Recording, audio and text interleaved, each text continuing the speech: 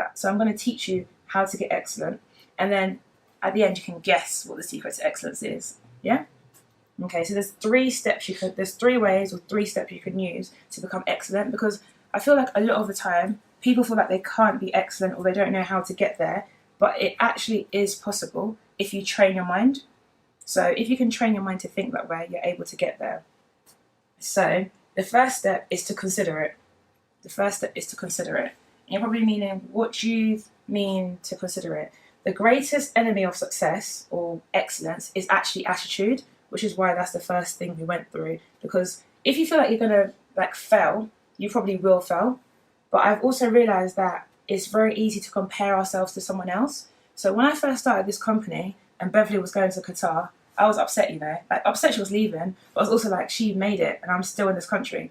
And I feel like if I compared it like that, it would probably be like, I'd see her as someone who was really excellent and I was like failing, just coming out of doing my master's, having no money, and you're now going to another country. It's actually like a really stressful situation to be in. So you need to consider how you can be excellent. And I think that's by knowing that excellence is individualized. Because a lot of the things that I do, I feel like, okay, do you know what? No one else could do it. And that's the same for all of you. No one else can do the things you're doing or maybe portray it. So for a lot of times when we did public speaking, we're like, okay, Abiel speaks really well. Noddy has a really good personality. You're really smart. And you bring entertainment. You bring entertainment. I feel like you bring entertainment. So what I'm trying to say is that everything that you have that is excellent is personalized. So you need to measure excellence in yourself rather than comparison game. So when I say consider it, consider the ways that you're excellent. So I want you to all go around and say one way you're excellent. Like you said, personality. I can talk, I can very persuasive also. Networking, that's basically it, networking. Do you want to go there? Determined, so if I want to do something, I'll look for a way around to get where I want to go. Okay, so that focused. So, okay. If I was to say what I would say I'm excellent at, I'd say public speaking or empowering others, because I feel like those are the 2 things that I do well. But then if you think about someone like Noddy, who's great with personality, can you think of one area where you'd say you're not as excellent or something that you struggle with? I think sometimes being serious about getting your point out across seriously. Okay. I like to get across more persuasively and in a more interesting way. So I think being more serious at times.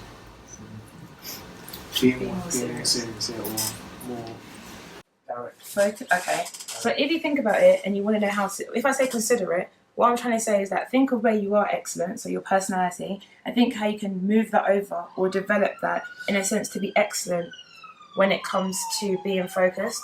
So if you say my personality is really excellent, I know how to be confident in situations, you should also know how to be confident when you're being serious or confident when you're saying things. Does that make sense? So you need to think about how you're excellent in one area and use it for another area. Okay, so that's what I mean by consider it. You need to consider the different ways you're excellent. The second way is to confess it. And I know it sounds really weird, but it actually works. 2 ways to say it. So if I say to you, I am going to be a millionaire by 25, and you know me at 25 and I'm not a millionaire, I failed or I didn't do it. But if I say it to you publicly, it makes me accountable for it, and then it puts pressure on me. And I feel like this is why people don't like saying grades and stuff. So if you say you know what, I want to get a C or a B in let's say science, and you don't want to say it because you feel like you're not going to get it, because you haven't confessed it, you're not going to try because you have nothing to prove. And I feel like that has a big effect on things. So if you say you know what, I want to get signed to a football team this year, or I want to make £1,000 in my business in the first month, because you said it publicly, it's going to be a lot of determination to do that, because you have people around you who are accountable. So you think about the 3 of you who are friends, and or the 4 of you actually, like it should be, the 4 of you who are friends, and one of you said something and everyone else hears it, I'm pretty sure that other friends are going to be like, oh, did you do this, did you do that, and they're going to put pressure on you to do it. So you need to think about, now you've confessed it, are you actually going to do it? Okay, so that's the second way. But then I feel like confessing it is not enough, because you can say it to people, but when you're by yourselves, are you actually going to do it? If you think you're going to do it, put your hand up. If you actually think, if you say something to someone, I say to Abiel, I'm going to make £1 million by the time I'm 25, do you think when Abiel's not there, I'm going to do it? What happens if Abiel moves, to Nigeria? What am I going to do then? He's got no one to ask me. He might message me oh, did you do it? And I can just, block him or archive the chat or something. But am I actually going to do it? That's what we're going to do. So after this, what we're going to do, we're going to plan like how we're going to get to our goals, because I feel like planning just makes a lot of sense. A lot of times we'll be like, make £500, and we don't teach you anything about wealth creation, or we might tell you to maybe, okay, we're calling you leaders, but we're not teaching you how to be leaders. We have to make sure that you know how to do it, so then when you don't do it, we can be like, okay, we can legit say. But we're going to play a little game.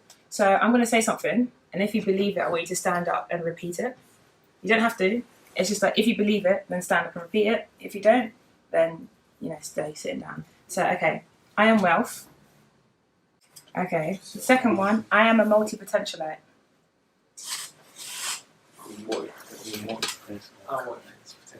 Cool. Okay, next one, I am a leader. I'm a leader. Okay, cool. I influence others. Yeah. I am valued. Valued. Very valued. My personality is lit. And this matches my amazing character. Okay, cool. Sit down for a second. Okay. Why didn't you stand up for I'll tell you what I meant by the first one. I am wealth. Rather than saying I'm wealthy is relative. I am wealth means that wealth is always going to be coming out of me. And if you believe you're a multi-potentialite, that definitely means that you're always going to be wealth. Money should always be coming out of you. It shouldn't just be money at a set time, like I am wealthy. People lose wealthiness, but if you are wealth will be with you forever. Okay? So I'm going to do the same thing again. And then if you believe it, all you have to do is stand up. You don't have to... I'm going to say various comments. If you believe it, you stand up. If you don't, then stay sitting down. It's fine. Okay, so I am great. I am greater. I'm building my vision.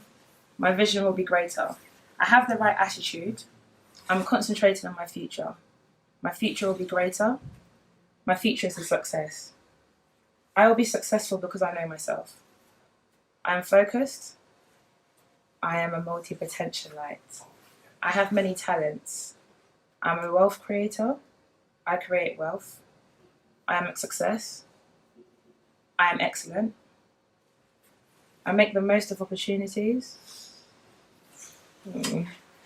I present with excellence. I have interview excellence. I value my time. I value my attributes. I am a leader. I lead. I am empowered. I empower others. I'm extraordinary. I achieve. Okay, cool. That's fine. You can sit down. Those are all the things I want you to be. So it's good that you're saying you're about 60% of them. And I'm going to teach you to be the other 40% because I feel like that's what we want you guys to be. So if you're not there yet, then we need to support you to do that. Yeah. So I even had like a musical interlude of like a song that I felt like reflected this, but I'll play it another time because well, that could be that is wet and I'm tired of that. So if you've considered it and you've confessed it, the third thing you need to do is to claim it. And you're probably thinking how? I'm going to explain. So if you consider it, you've like self-assessed yourself, you know where you're excellent, you know where you're not. If you confess it, you've been accountable to someone else and you believe it in yourself, so it's like self-belief. Because if you read that every day, you're going to have to start believing it. Like I read it every day now, and I'm starting to believe on half these things, even though I feel like I may not necessarily display the attributes of it, because I'm saying like I'm empowering others. Sometimes I'm just brushing my teeth. How am I empowering someone else? I'm going to make it work for that day because it's in my head. So when I'm brushing my teeth, I'm associating myself with empowering others. And if you think about, okay, how do I claim it? What do you think is the biggest motivation of change? What do you think motivates people to change? Failure, maybe. Okay. Not succeeding. Yeah, that's Okay. what I said, failure stuff.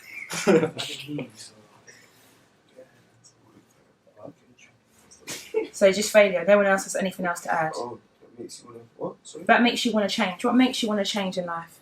Being broke. Okay. What about you? Yeah? Unhappiness. Unhappiness. Okay. The three said is failure, being broke, and unhappiness. The biggest motivation to change is hate. You hate being broke. It's not being broke that you don't like. It's the fact that you are broke. You hate being broke. It's not failure that annoys you. It's that you hate to fail. And in terms of the third one, which was, what did you say? Unhappiness. You hate to be unhappy. It's not unhappiness that annoys you. It's that you hate to be it. And one of my favourite people in life is Pastor Steve Furtick. He says the biggest motivation for change is hate. The reason why I'm doing this is I hate it when people don't achieve in education. Passions can be seen in two ways. Passion can be that hot, fiery, excitement that you get, or it could be like you hate something, or you're so genuinely concerned about something and motivates you to change. So, for example, when I met with you boys, you said you're starting your clothing line because there's nothing fashionable. The hate of nothing being fashionable should motivate you to do well.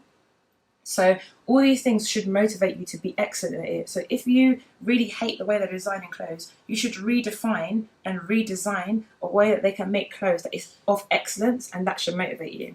So the 3 ways that you can go out and be excellent is to consider it, confess it, and claim it.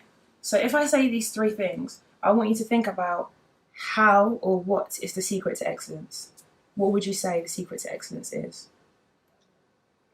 The secret to excellence, and I want you to write this down and I want you to actually live it, because this is actually the secret to excellence.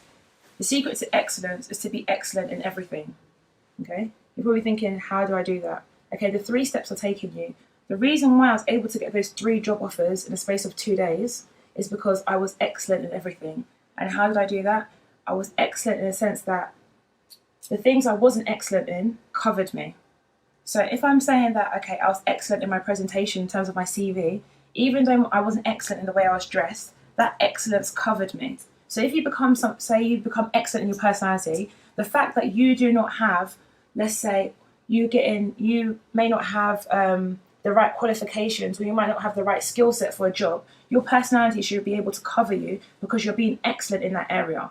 When I went to, the reason why the Cultivate Cloud is being invited to places like the House of Lords and stuff is not because of, I don't have any business knowledge. I dropped business at GCSEs. I think even the grade I got was a bit of a bluff. But the reason why people are asking is because my personality is carrying me. My personality is the excellence that's carrying me. It's not in the business model. Someone saw my business model and she ripped it to shreds. But she helped me because she saw the passion and she saw the excellence in my personality. So if you want to know what the secret to excellence is to be excellent in everything.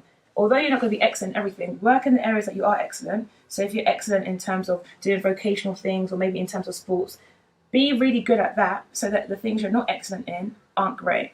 So if you think about someone like Michael Jordan, what's he excellent at? But why is he bringing out trainers? Business. Because his excellence in basketball is covering him. Those Jordans you're buying is his excellence. What I'm trying to say is that your excellence in other areas cover you. That's what is covering everyone else and everything that they're doing. Is the excellence in one area. So you don't need to be great at everything. Just work in all areas, but make sure that you're excellent in one area that will cover you in other areas.